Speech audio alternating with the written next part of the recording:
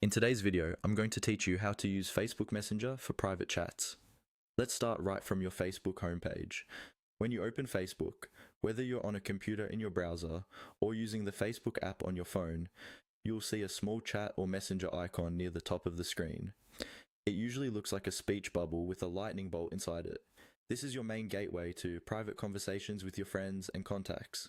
Go ahead and click or tap that chat icon. When you do, a panel or screen will open showing your recent conversations.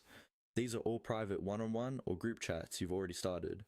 From here, you can pick any existing conversation, click on it, and immediately continue chatting. Type your message in the text box at the bottom, then hit enter or tap the send button to deliver it. Your friend will receive it directly in their messenger, and no one else in your main Facebook feed will see it. If you don't see the person you want to talk to in your recent chats, you can easily start a new private conversation by searching for them. Look for the search bar at the top of the messenger panel or screen. Click or tap that search field, then start typing your friend's name.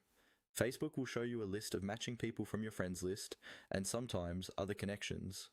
Once you see the correct person in the search results, click or tap their name. Messenger will open a new chat window or screen just for the two of you.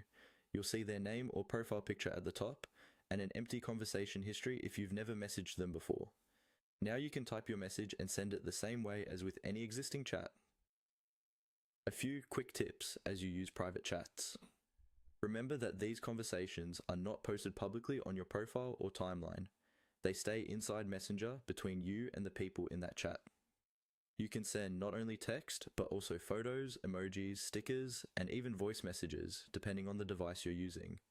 If you ever send something by mistake, look for options like delete or unsend, which are often available for a short time after sending. And that's it. By clicking the chat icon to open Messenger, or searching for a friend and starting a conversation, you'll be able to use Facebook Messenger for simple private chats anytime you're on Facebook.